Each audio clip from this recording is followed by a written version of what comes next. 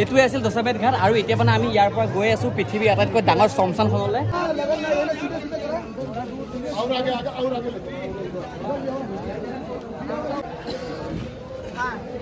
ইয়াত আহিলে আপোনালোকে 24/7 আৱাৰ্ছ মানুহৰ লাশ জ্বলি থকা দেখিবলৈ পাব আৰু ইয়াত যাক অন্তিম সংস্কাৰ কৰা হয় চিধাই মানে একদম স্বৰ্গলৈকে যায়। হেল্ল' গাইজ, দিছ ইজ নাম Shivam and welcome back to my YouTube channel Guwahati bikers Nayan. আজি আমি বাৰাণসী আহি পাই গৈছিলোঁ আৰু বৰ্তমান আমি ইয়াতে আছোঁ আৰু ওলাই আহিয়ে মানে আমি এতিয়া মানে ইয়াতে মানে হৰিচন ঘাট বুলি এটা ঘাট এটা পাইছোঁ আৰু ইয়াৰ মানে আগফালে মানে পুৰা মানুহ শুই দি আছে আৰু এই ঘাটটো হৈছে মানে হৰিচন ঘাট আৰু এতিয়া মানে আমি ইয়াৰ পৰা মানে এতিয়া প্ৰথমে গৈ আছোঁ মানে আশী ঘাটলৈকে আৰু তাৰপিছত আমি আৰু এনেকৈ 3-4মান ঘাটলৈকে যাম মানে যিকেইটা মানে ফেমাছ ঘাট হয় আমি সেইকেইটা ঘাটত যাম, গোটেইবোৰ ঘাটত নাযাওঁ কাৰণ ইয়াত মানে ক'বলৈ গ'লে বহুতকেইটা ঘাট আছে আৰু 80 ঘাটৰ পিছত আমি যাম দশামেধ ঘাট আৰু তাৰপিছত আমি মণিকৰ্ণিকা ঘাট। গতিকে আপোনালোকৰ ভিডিঅ'টো শেষলৈকে চাই থাকিব।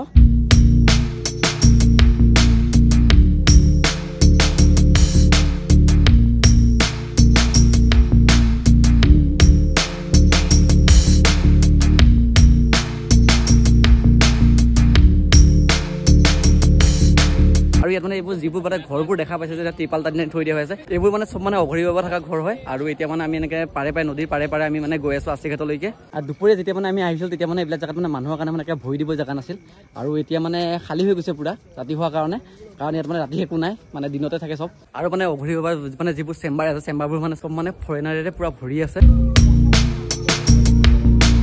আৰু মোৰ পিছফালে যে নাওবোৰ দেখিব পাৰিছে, এই নাওবোৰ মানে আপোনালোকে দিনত আহিলে মানে ইয়াত বটিং কৰিব পাৰিব কিন্তু ৰাতি মানে বটিং বন্ধ হৈ থাকে, তাৰ কাৰণে মানে নাওবোৰ এনেকৈ পৰি আছে। আৰু দিনত মানে আমি যেতিয়া আহিছিলোঁ তেতিয়া মানে গোটেই মানে নদীখন মানে পুৰা নাৱেৰে ফুল হৈ আছে বা নাৱত মানে মানুহ পুৰা ফুল হৈ আছে আৰু যিহেতু মানে ৰাতি মানে এইটো বটিং বন্ধ হৈ থাকে সেইটো কাৰণে মানে ইয়াত মানে এতিয়া বৰ্তমান নাওবোৰ এনেকৈ ছাইডত পৰি আছে।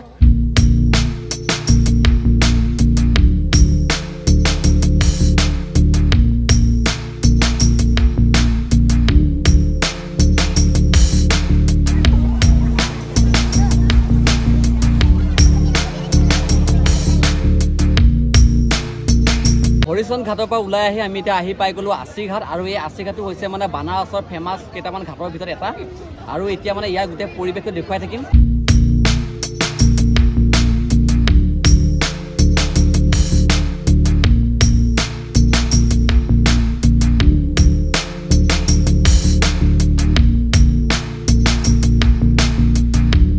আৰু এইটোৱে হৈছে 80 ঘাট আৰু দিনত মানে এইবোৰ জেগাত মানে মানুহৰ ভিৰৰ কাৰণে মানে ভৰি দিব জেগা নাথাকে কিন্তু যিহেতু মানে আমি ৰাতি আহিছোঁ তাৰ কাৰণে মানে পুৰা খালী হৈ আছে আৰু সেইটো মানে আহিয়ে কিবা এটা ভাল লাগিছে আৰু ইয়াৰ পৰিৱেশটো মানে সঁচাই বহুত বেছি ধুনীয়া আৰু ইয়াত মানে বহুত ধুনীয়া বতাহ মাৰি আছে মানে একদম কিবা এটা ভাল লাগি আছে মানে এনেকুৱা লাগিছে যেন ইয়াত বহিয়ে থাকোঁ নেকি, মানে যাবলৈ মন নোযোৱা হৈ গৈছে। কিন্তু যিহেতু মানে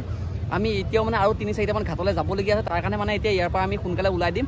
আৰু ইয়াৰ পিছত মানে এতিয়া আমি যামগৈ মানে দশামেধ ঘাটলৈকে। আৰু আপোনালোকে যদি কেতিয়াবা বানাৰস আহে তেতিয়াহ'লে এই 80 ঘাটটো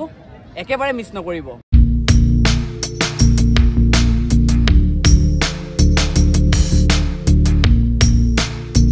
80 ঘাটৰ পৰা ওলাই আহি আৰু এতিয়া আমি গৈ আছোঁ মানে দশামেধ ঘাটলৈকে আৰু ইয়াত মানে যিমানবোৰ মানে এনেকুৱা জেগাত আছে গোটেইবোৰ মানে এটা ঘাট হৈ দিয়ক, কিন্তু আমি মানে চবতে ৰখা নাই, আমি মানে ইয়াৰ পৰা যিকেইটা মানে ফেমাছ ঘাট মানে আমি সেই ফেমাছ ঘাটকেইটাতহে গৈ আছোঁ।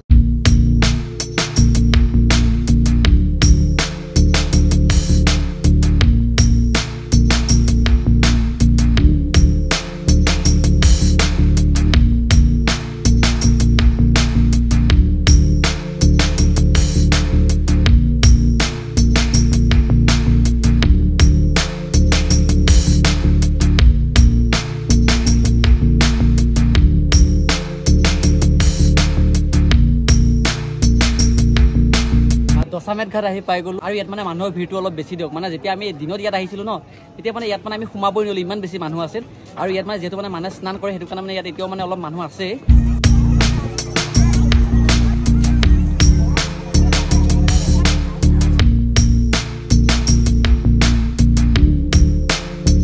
এইটোৱে আছিল দশামেধ ঘাট আৰু এতিয়া মানে আমি ইয়াৰ পৰা গৈ আছোঁ পৃথিৱীৰ আটাইতকৈ ডাঙৰ শ্মশানখনলৈ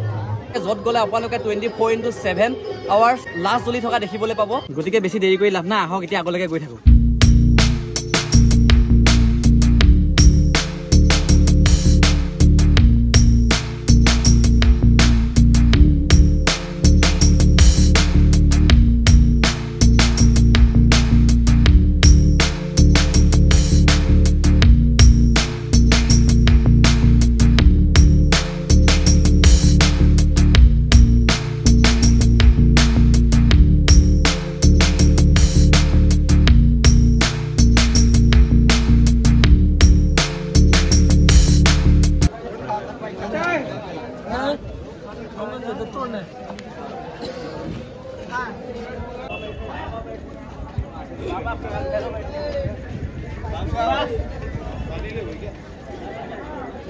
মণিকৰ্ণিকা ঘাট আহি পাই গ'লো ৰ'ব ওপৰৰ পৰা দেখুৱাই আছো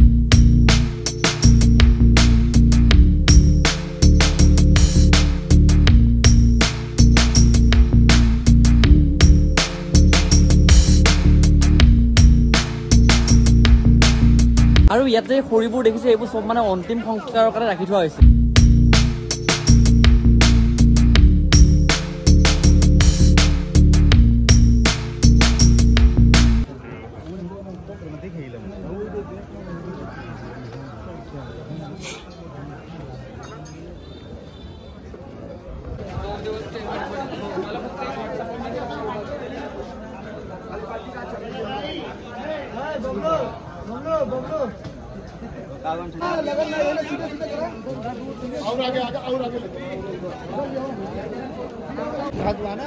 जो बात बोला गलत बोला हम अभी भी कहते हैं এয়াই হৈছে কাশীৰ আটাইতকৈ ফেমাছ আৰু পবিত্ৰ ঘাট মণিকৰ্ণিকা ঘাট ইয়াত আহিলে আপোনালোকে 24/7 আৱাৰ্ছ মানুহৰ লাশ জ্বলি থকা দেখিবলৈ পাব মানে কিমানটা লাশ আপোনাৰ গাৰ কাষেৰে পাৰ হৈ যাব হিচাপ কৰিব নোৱাৰি আৰু ইয়াত যদি আপুনি চাবলৈ পায় যেনি তেনি মানে মানুহৰ লাশ জ্বলি থকা দেখিব পাব মোৰ পিছফালে জ্বলি আছে আৰু মোৰ ওপৰ ফালেও যে দেখিব তাতেও মানে জ্বলি আছে আৰু এই ঘাটটোৰ নাম কিয়নো মণিকৰ্ণিকা ঘাট হ'ল কৈ আছো শুনক শিৱ যেতিয়া মানে পাৰ্বতী মানে এই দেহটো মানে কান্ধত লৈ গৈ আছিল তেনেকুৱাতে মানে ইয়াত মানে পূব চাইডৰ কাণখনত থকা মণি এটা মানে ইয়াত সৰি পৰিছিলে ঘাটটোত আৰু তেতিয়াৰ পৰাই মানে এই ঘাটটোৰ নাম হ'ল মণিকৰ্ণিকা ঘাট আৰু ইয়াত যাক অন্তিম সংস্কাৰ কৰা হয় চিধাই মানে একদম স্বৰ্গলৈকে যায় এতিয়ালৈকে মানে আমি প্ৰায় 20টা মান ঘাট মানে দৰ্শন কৰিলো কিন্তু আমি মানে গোটেইবোৰতে ৰখা নাই বাৰু মানে এই লাইনটো মানে গোটেইবোৰ মানে ঘাটে হয় মানে এটাৰ পিছত এটা মানে ইয়াত মানে বহুত কেইটা ঘাট পাব আমি এতিয়ালৈকে মানে 20টা মান ঘাট দৰ্শন কৰিলো আৰু এতিয়া মানে লাষ্ট আমি আহিছিলো ইয়াত মানে মণিকৰ্ণিকা ঘাটলৈকে আৰু এই মণিকৰ্ণিকা ঘাটেই হৈছে মানে পৃথিৱীৰ আটাইতকৈ ডাঙৰ শমশান ঘাট এইটো মানে ৰাতিও হৈছে আৰু এতিয়া মানে আমি ইয়াত বেছি দেৰি নকৰি আমি এতিয়া প্ৰথমে ৰুমলৈকে গৈ থাকিম আৰু কালি ৰাতিপুৱা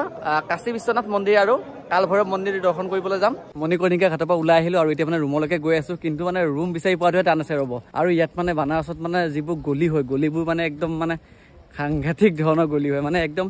ইয়াৰ পৰা ইমান গলি পাব মানে আপুনি মানে ইয়াত মানে হেৰাই যাব 100% আৰু আমি এতিয়া মালিকক ক'ব লাগিব লোকেশ্যনটো দিবলৈ তাৰপৰা লোকেশ্যন চাই চাই গৈ থাকিব লাগিব ৰুম আহি পাই গৈছোহি আৰু আজি ভিডিঅ'টো ইমানতে ৰাখিছোঁ যদি ভিডিঅ'টো চাই ভাল পালে তেনেহ'লে লাইক আৰু কমেণ্ট এটা কৰি দিব আৰু যদি চেনেলটো নতুনকৈ আহিছে তেনেহ'লে ছাবস্ক্ৰাইব কৰি কাষত থকা বেল আইকনটো দবাই দিব হৰ হৰ মহাদেৱ